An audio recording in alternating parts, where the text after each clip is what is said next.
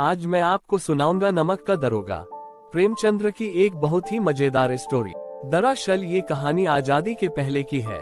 नमक का नया विभाग बनने के बाद जब नमक के व्यापार पर रोक लग गई, बावजूद इसके तब भी लोग चोरी छिपे इसका व्यापार कर रहे थे। नमक का व्यापार करने के लिए कई हथकंडे अपनाए गए।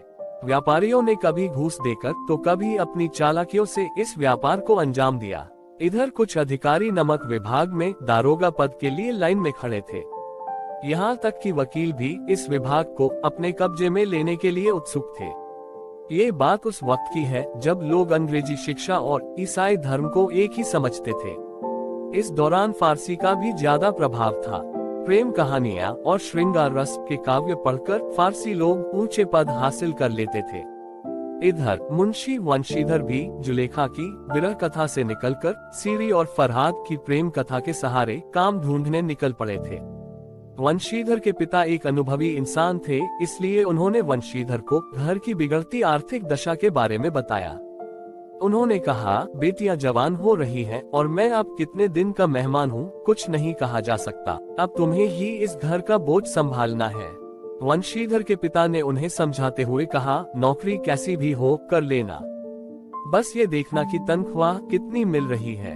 नौकरी ऐसी ढूंढना जिसमें ऊपरी कमाई हो, क्योंकि महीने की तनख्वाह से घर की जरूरतें पूरी नहीं हो सकती।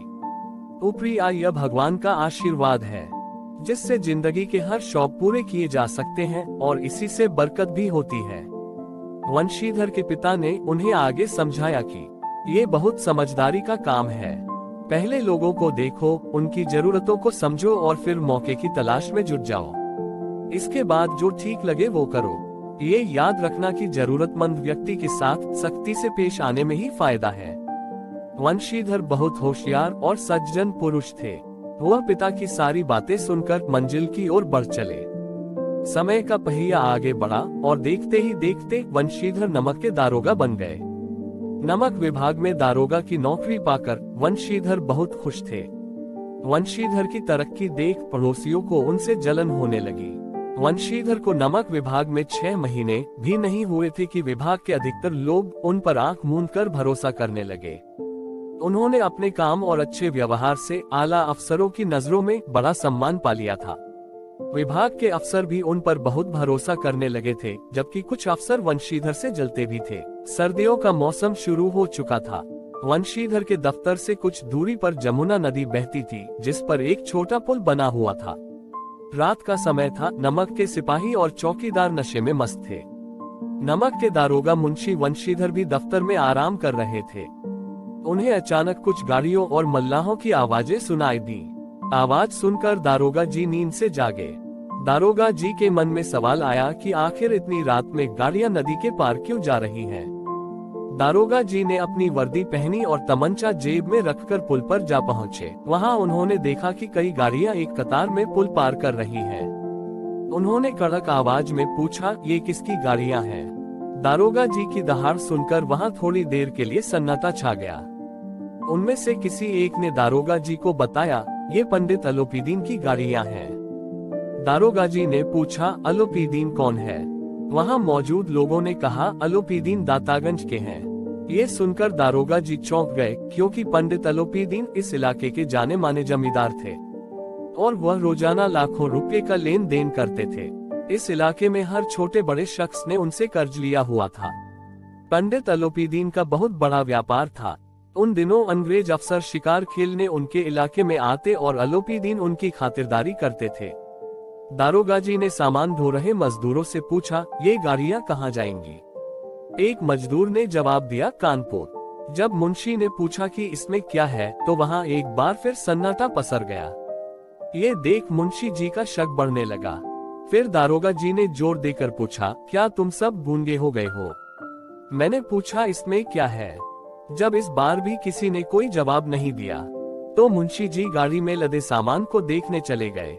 उन्होंने देखा कि गाड़ियां नमक से भरी हुई हैं। इस घटना की सूचना जैसे ही पंडित अलोपीदीन को मिली, वो लिहाफ ओढ़े दारोगा के पास खड़े हो गए और बोले, दारोगा साहब, ऐसा क्या अपराध हो गया हमसे कि गाड़ियों को आगे जाने नहीं दिया जा रहा है? दारोगा वंशीधर ने कहा, ये सरकारी आदेश है। इस पर पंडित अलोपीदीन बोले, आप ही हमारी सरकार हैं और हम और किसी सरकार को नहीं जानते। ये तो आपका और हमारे घर का मामला है। हम कभी आपसे बाहर हो सकते हैं क्या? आपने बेवजह तकलीफ उठाए। अलोपीदीन ने आगे कहा, ऐसा हो नहीं सकता कि इधर घाट से जाएं और आपकी सेवा न करें। मैं तो खुद आपकी सेवा करने के लिए आ रहा था। लेकिन वंशीधर पर पंडित अलोपीदीन की बातों का कोई असर नहीं हुआ। वंशीधर एक ईमानदार दारोगा थे, इसलिए अलोपीदीन की घूस देने की बात पर बोले, मैं उन अफसरों जैसा नहीं हूँ जो पैसों के लिए अपना ईमान बेच देते हैं। मैं आपको हिरासत में लेने आया हूँ और आपको मेरे साथ चलना होगा। मेरे पास बात करने का समय नहीं है। इतना कहकर दारोगा जी ने जमादार बदलू सिंह से अलोपीदीन को हिरासत में लेने को कहा। वंशीधर के कड़क रवैये से पंडित अलोपीदीन हैरान रह गए। वहां मौजूद सभी लोगों में हलचल मच गई। बदलू सिंह आदेश पाकर अलोपीदीन को हिरासत में लेने गया, लेकिन उसकी हिम्मत ना हुई कि वह उनका हाथ पकड़ ले। अलोपीदीन मन ही मन सोच रहे थे कि पहली बार कोई ऐसा अधिकारी देखा है जो पैसों के आगे झुका नहीं। साथ ही वह ये भी सोच रहे थे कि दारोगा जी अभी नौजवान हैं और माया के मोहजाल से दूर हैं। पंडित अलोपीदीन ने बड़ी विनम्रता के साथ कहा, बाबू साहब ऐसा ना कीजिए, हम मिट जाएंगे। हमारी इज्जत मिट्टी में मिल जाएगी। हमारा अपमान करने से आपको क्या हासिल होगा? हम आपसे अलग नहीं हैं। अलोपीदीन की अर्जी पर वंशीधर गुस्से में बोले, मैं आपकी कोई भी बात सुनना नहीं चाहता। इधर अलोपीदीन का ये भ्रम अभी तक नहीं टूटा था कि पैसों से किसी को भी खरीदा जा सकता है। उन्होंने वंशीधर को 1000 रुपये देने की बात कही, लेकिन वंशीधर गुस्से में बोले, 1 लाख रुपये देने से भी मेरा ईमान नहीं डगमगाएगा। अलोपीदीन के लाख कोशिशें करने के बाद भी वंशीधर अपने ईमान पर डटे रहे। बात 40,000 देने तक पहुंच गई, लेकिन दारोगा वंशीधर ने रुपयों के प्रति कोई लोभ न दिखाया। दारोगा वंशीधर ने बदलू सिंह को फिर से आदेश दिया, इसे हिरासत में ले लिया जाए। जैसे ही बदलू सिंह पंडित की ओर बढ़ा, वो बेहोश होकर गिर गए। पंडित जी की गिरफ्तारी की खबर आग की तरह आसपास के इलाकों में फैल गई। इस घटना पर सभी अपना अपना मत रख रहे थे। अगले दिन पंडित को अदालत ले जाया जा रहा था। जो भी पंडित को इस हाल में देखता वह चौंक जाता। ये पहली बार था जब पंडित अलोपीदीन को ये सब सहना पड़ रहा था। लेकिन अभी अदालत पहुंचने में देर थी। पंडित जी इस शहर के सेठ थे। अधिकारी लोग उनके भक्त, वकील उनके आज्ञापालक और चपरासी चौकीदार उनके गुलाम थे। पंडित जी को बचाने के लिए वकीलों की सेना तैयार की जा रही थी। पैसों की कोई चिंता न थी। सच को झूठ साबित करने के लिए पूरा इंतजाम किया गया। इधर वंशीधर के पास सच के सिवा कोई सबूत नहीं था। उन्हें विश्वास था कि पंडित अलोपीदीन को सजा जरूर मिलेगी, लेकिन सब कुछ उल्टा पड़ गया। डिप्टी मजिस्ट्रेट ने पंडित अलोपीदीन को बरी करते हुए कहा कि इन पर लगाए गए सभी आरोप बेबुनियाद हैं। पंडित अलोपीदीन हंसते हुए दारोगा वंशीधर के पास से गुजर गए। दारोगा को सभी के सामने अपमान झेलना पड़ा, यहाँ तक कि उन्हें नौकरी से भी हटा दिया गया। ये खबर लिए जब वंशीधर अपने घर पहुँचे तो पिता ने उन्हें खूब सुनाया। उन्होंने कहा, मेरे लाख कहने पर भी तुमने मेरी बात न मानी।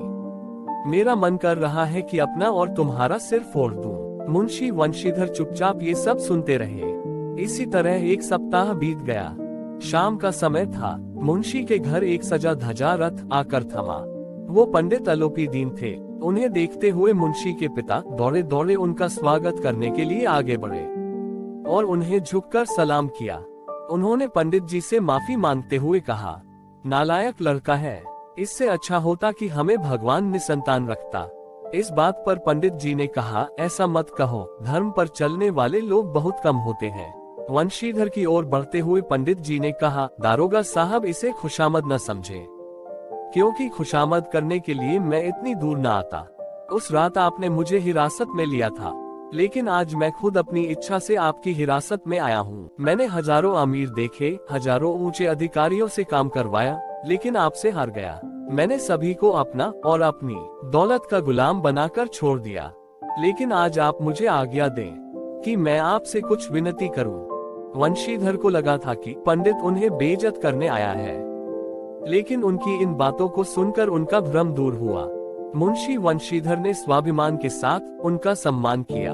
वंशीधर ने पंडित जी की ओर देखा और धीमी आवाज में कहा, यह आपकी उदारता है। मैं धर्म में जकड़ा हुआ था, नहीं तो मैं आपका दास हूँ। अलोपीदीन ने वंशीधर से विनम्रता से कहा, वहाँ जमुना के पुल पर आपने मेरी एक बात न सुनी, पर अब आपको मेरी एक बात माननी पड़ेगी। वंशीधर ने कहा, मैं भला आपके क्या काम आ सकता हूँ, लेकिन आप जो करने को कहेंगे उसमें कोई गलती न होगी। अलोपीदीन ने एक स्टाम्प लगा पत्र निकाला और उसे वंशीधर को देकर बोले, इस पद को स्वीकार कर लो और अपने हस्ताक्षर कर दो। जब वंशीधर ने उस स्टाम्प लगे पत्र को पढ़ा तो उनकी आंखों में आंसू भर आए, क्योंकि पंडित जी ने वंशीधर को अपनी सारी जायदाद का स्थायी मैनेजर बनाने का फैसला लिया था। नौकरी पत्र के मुताबिक वंशीधर को सालाना 6,000 रुपए, अतिरिक्त भत्ता, सवारी के लिए घोड़ा, रहने को बंगला और नौकर चाकर मुफ्त पेश किए गए थे।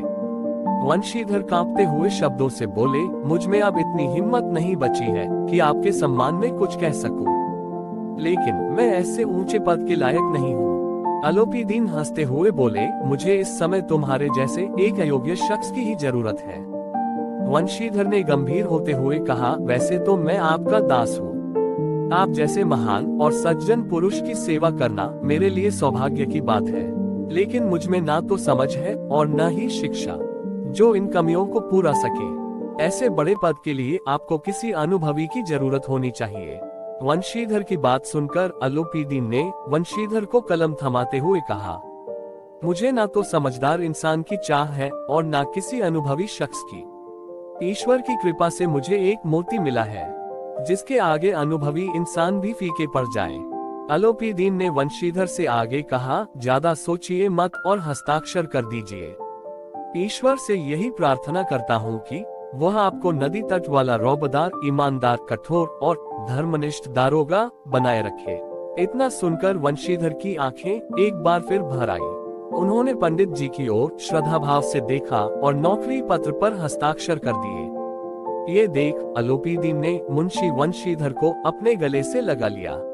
कहानी से सीख, इस कहानी से यह सीख मिलती है कि ईमानदारी और कर्तव्य ही इंसान को बड़ा बनाते हैं। ये वो दौलत है जिसे हर कोई पा नहीं सकता। धन्यवाद दोस्तों, ये कहानी आपको कैसे लगी हमें कमेंट करके जरूर बताएं।